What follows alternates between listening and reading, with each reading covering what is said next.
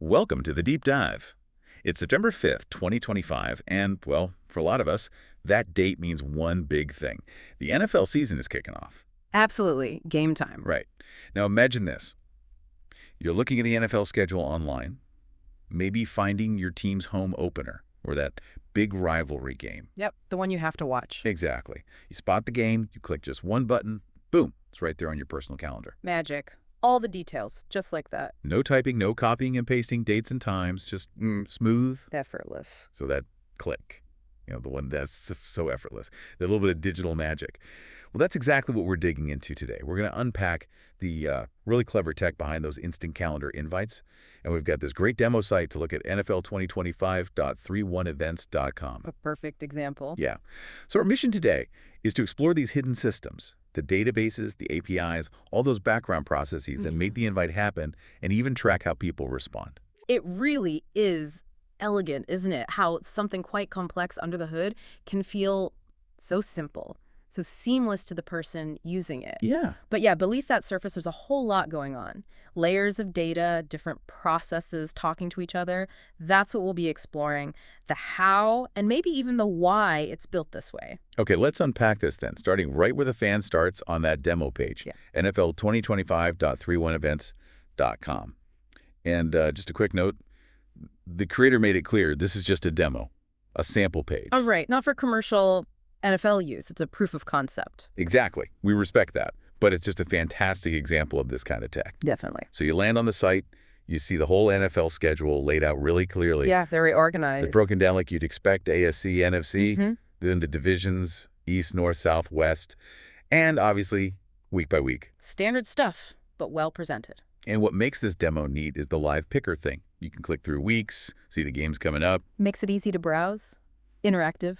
But the real core action, the bit we're focused on, is this calendar invite API endpoint box. So imagine you're, let's say, Zach, like in the demo. You type your email in the box. Right. Pick your game, click that one button. And bang. And almost instantly, you get a calendar invite for that specific game showing up. Straight into your calendar app. Total convenience, game added, no fuss. And that's the beauty from Zach's point of view, isn't it? Just that simplicity. One email, one click, done. Totally. But yeah, like you said, that simple action, that's just the visible part. It hides a pretty sophisticated operation. For sure. The power of just a single click. It's huge these days. Reduces friction, makes people much more likely to actually do the thing. Lowers a barrier, right? Exactly. Captures unintention right when it happens. It's really a hallmark of good, intuitive web design. The less you make the user think, the better. Absolutely. Effortless for the user. Yeah. But okay, let's pull back the curtain now. What's really making this happen, the core of it, you mentioned, is this REST endpoint. So when Zach clicks that button, he's effectively calling this endpoint, this digital receptionist. That's a good way to put it. Yeah, he's sending a specific request. And it's specific because each game has its own specific UID, a unique ID, like a serial number for the event. Precisely. That UID is key. It tells the system exactly which game Zach wants. Okay, so he clicks. The system gets the request with the game's UID. And Zach's email address. Right, and it matches those two up. Then it needs the actual invite data. Where does that come from? Ah, well, that's pulled out of the Dynamo database. DynamoDB. Okay, for people maybe not familiar, that's a type of database, right?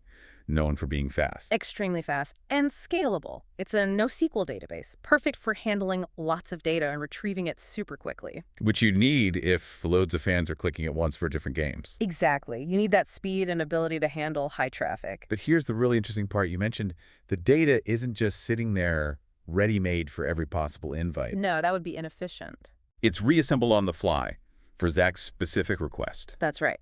There's a component, they call it the calendar invite maker, that takes the core game data from DynamoDB, adds Zach's email, formats it correctly as a calendar invite, all in real time. Wow. Okay, so it builds it just for him, right then and there. Dynamically, and then sends it out. And, crucial point, the system doesn't just send and forget. It tracks it. Yes, and that tracking is where it gets even more interesting. Before we get to tracking, maybe just a little more on the REST endpoint. You called it a digital receptionist. Sure. So a REST endpoint, basically it's a standard way for different computer systems to communicate over the internet, like a defined web address that a program like Zach's browser can send a request to. And it expects a certain kind of request and gives back a certain kind of response. It standardizes the conversation. Gotcha. A specific doorway for specific tasks. Exactly. And DynamoDB's importance here, as you said, is that speed and scale. For something live like a sports schedule, you need near instant access to that data. Right. Delays would kill the experience. Totally. And that reassembling on the fly idea, think about it. If you had to pre-make every possible invite file for every game, for potentially millions of users. Your storage would be insane. Exactly. It'd be hugely complex and resource intensive. This way, it customizes instantly game time, teams, location, Zach's email right at the moment of the click. Super efficient. Very efficient. It's optimized for handling potentially massive numbers of simultaneous, unique requests without slowing down. That makes sense. Right. But does that on-the-fly thing ever, cause a tiny delay? Or is it just too fast to notice? That's a fair question. I mean, technically, any processing takes some time, even if it's milliseconds. Right. But with modern cloud tech, like the serverless functions we'll probably touch on, that latency is usually negligible, imperceptible to the user. Okay. The trade-off isn't really speed so much as the complexity of the logic needed to build the invite correctly versus the complexity of managing pre-built files. For this kind of task, on-the-fly usually wins out.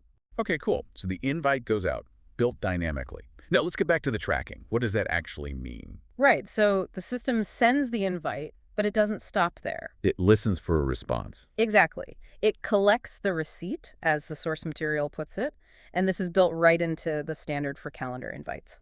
So the protocol itself allows for this feedback. Yes, the account invite spec includes this capability. It's designed for two-way communication, not just a one-way send. Okay, that's clever. So it collects the receipt. Where does that data go? It follows its own little journey. It's collected via API again, systems talking to each other, and sent off to a container. And this container is specifically an S3 bucket with a particular Lambda running. Okay, break that down. S3 bucket. Think of S3 as like infinitely scalable cloud storage, a place to dump huge amounts of raw data reliably and cheaply. Like a big digital locker. Pretty much. And the Lambda. Lambda function. That sounds server. Sort of, but it's serverless. It's a small piece of code that just runs automatically whenever something specific happens, in this case. When new receipt data lands in that S3 bucket. Event-driven. Data arrives, Lambda wakes up. Exactly. It wakes up, grabs the new data, and its job here is parsing the data to visualize it in the event organizer dashboard. Okay, parsing means understanding it, making sense of it. Yeah, pulling out the important bits, like who responded, what was their response, yes, no, maybe. And the source mentioned a cool example, like it could show tentative, and it's a tentative, honest meeting. Right. That level of detail, it's not just a simple maybe, it captures a nuance about the user's intent. Which gives the organizer way more insight than just a head count. Absolutely. That granularity is incredibly valuable. So why is collecting these receipts, these detailed responses, so important? Beyond just this NFL demo. Well, think about it from any event organizer's perspective. Knowing how people are responding in real time, that's gold. Instead of just guessing based on RSVPs. Exactly. Are people definitely coming? Are a lot's declining? How many are on the fence, those tentative ones? It moves you from guesswork to actual data about engagement and intent. So you could use that data to What? adjust plans. Precisely. Imagine a big conference. If a specific session has tons of tentative responses... You might need a bigger room. Or maybe promote it more to convert them. Yes. Or identify potential scheduling conflicts. It lets you be proactive, not reactive. You can optimize resources, improve the experience based on real feedback before the event even starts. That's a huge difference from just hoping your estimates were right. Massive. It turns passive data collection into active, data-driven strategy. And the tech enabling this S3 for storage, Lambda for processing. Yeah, S3 gives you that scalable, durable storage for all the raw receipt data. Never worry about running out of space. Right. And Lambda handles the processing efficiently. It only runs when needed, processing each receipt as it comes in. It's cost-effective and scales automatically. So S3 and Lambda work together to create this real-time pipeline. Exactly. It's a continuous feedback loop. User responds, data lands in S3, Lambda processes it. Organizer sees insights on the dashboard. Click to data. That loop really is powerful. But setting that up, it sounds like there could be challenges, making sure it's all accurate and scaled. Absolutely. It's not trivial engineering. You need to ensure data integrity, making sure receipts aren't lost or misinterpreted as they move between systems. Error handling must be key. Definitely. And managing the sheer volume. Even small receipts add up fast, so efficient storage and processing are crucial. That's where S3 and Lambda really shine. And then displaying it usefully. Right. The dashboard itself is a challenge. Just having raw data isn't enough. You need to visualize it clearly so organizers can understand it instantly and make decisions. It's a blend of reliability, scale, and good data presentation. Okay, let's zoom out. Bring it back to you listening. Why does digging into all this matter? Why care about REST endpoints and Lambda functions for an NFL invite? Yeah, what's the takeaway? Well, I think it shows how these simple things we do online, like adding an event to a calendar, rely on layers and layers of pretty sophisticated tech working invisibly in the background. Nothing is quite as simple as it looks. Right. Every click often triggers this whole cascade of events across different systems. Understanding this, even conceptually, gives you a much better sense of how the modern web actually works. It's like a peek behind the curtain at the machinery making our digital lives convenient. Exactly. It reinforces that idea. Look beyond the surface. Every app, every website, interaction, banking, streaming, ordering food, whatever. Adding that game. There's likely an entire ecosystem, databases, APIs, processing engines, analytics, all humming along, often across multiple cloud services, just to make it feel smooth for you. Makes you appreciate the engineering. It does, and it encourages, a bit more critical awareness of the tools we use every day, recognizing the complexity that it enables the simplicity. So what a journey today, huh? We went from that simple click on the NFL demo. Right, that one button. Followed the request through a REST endpoint, saw data pulled from DynamoDB, dynamically assembled by the invite maker. Then track the response, landing in S3, processed by Lambda. And finally showing up as useful insights on a dashboard. It's a really complete picture of modern event tech. Even for something fun like tracking football games, the underlying principles are powerful. Definitely gives you a glimpse into how user engagement can be tracked and understood. And maybe a final thought to leave you with.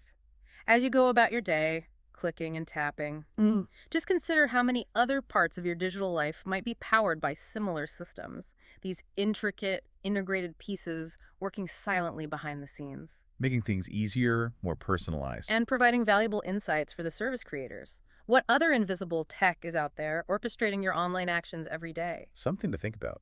Once you start looking, you might see the patterns everywhere. You really might. It's fascinating stuff.